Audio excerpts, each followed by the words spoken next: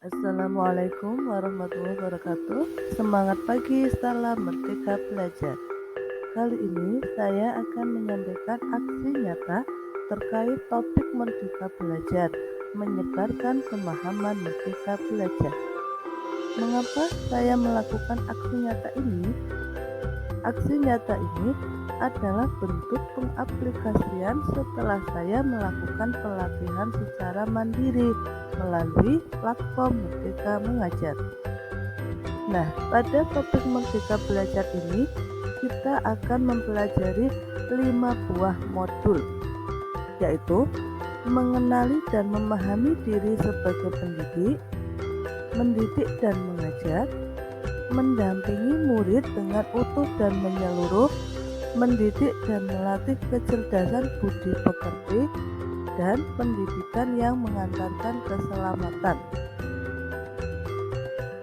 Kita mulai dari modul yang pertama, yaitu mengenali diri dan perannya sebagai pendidik. Sebagai pendidik, tentu sudah seharusnya mampu mengenali karakteristik dan kebutuhan murid.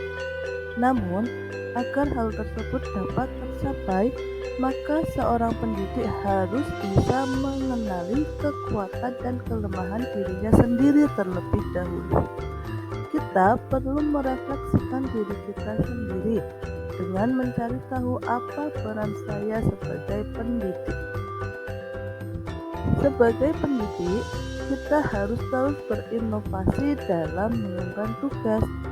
Kita harus terus mengembangkan kompetensi yang ada dalam diri, baik itu dalam hal teori-teori pembelajaran maupun praktik-praktik dalam pembelajaran.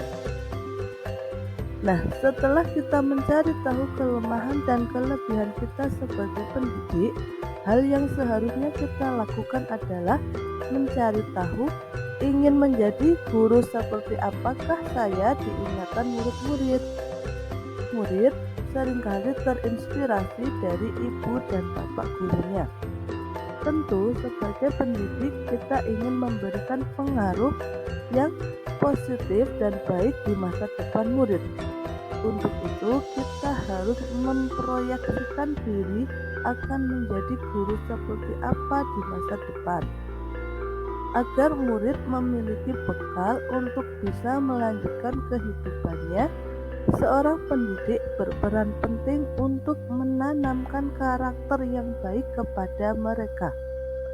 Karakter ini harus sesuai dengan profil belajar Pancasila yang saat ini tengah gencar digalakkan oleh pemerintah. Dapat disimpulkan bahwa mendidik murid sama dengan mendidik rakyat. Selanjutnya, di modul kedua kita akan membahas mengenai mendidik dan mengajar. Pendidikan adalah tempat menaburkan benih-benih kebudayaan yang hidup dalam masyarakat, sekaligus sebagai instrumen tumbuh unsur peradaban atau kebudayaan yang kita wariskan kepada anak cucu kita di masa depan. Sedangkan pengajaran itu sendiri adalah bagian dari pendidikan. Maka mengingat pentingnya pendidikan dan pengajaran, kita sebagai pendidik harus mampu mendidik secara menyeluruh.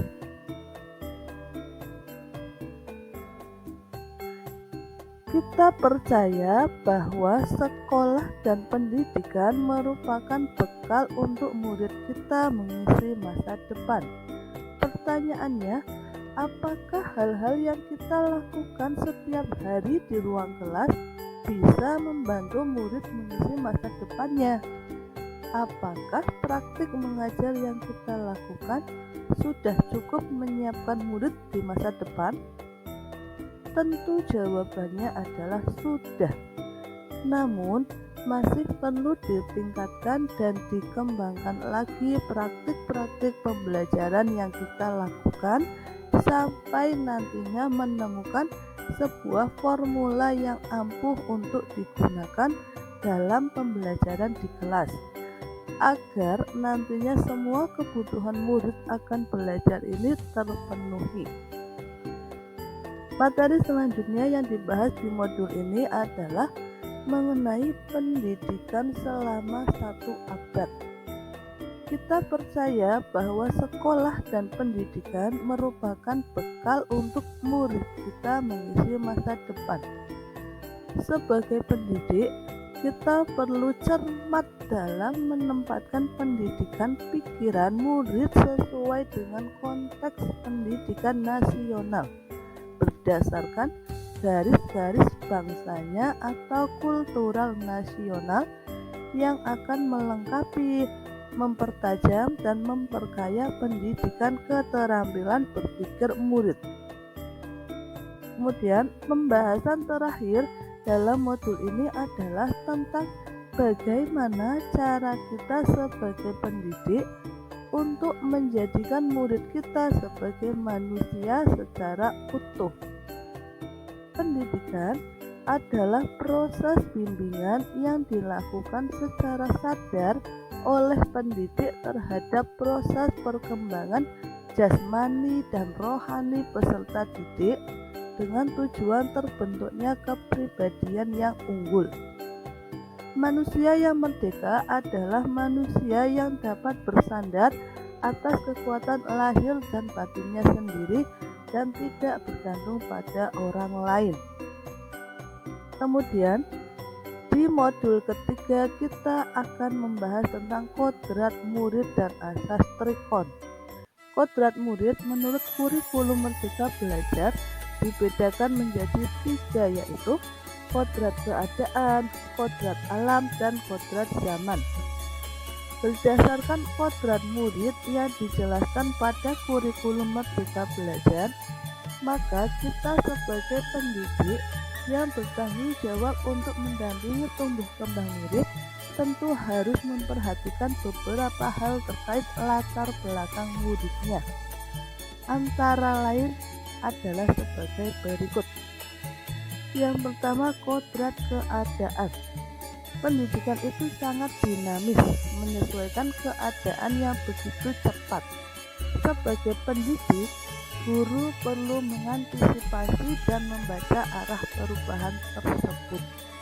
Yang kedua, ada kodrat alam. Setiap murid dilahirkan dengan kodrat alam yang berbeda-beda. Ada yang tinggal di perkotaan, pedesaan, pantai, gunung, dan lain-lain. Sebagai pendidik harus memahami kodrat alam masing-masing murid dan bagaimana memberikan pengalaman belajar sesuai kodrat alamnya. Yang ketiga, kodrat zaman. Perubahan zaman merupakan keniscayaan yang tidak bisa kita cegah. Oleh karena itu, sebagai pendidik, guru dituntut untuk bisa mendidik dan mengajar murid sesuai dengan perubahan zaman yang terjadi.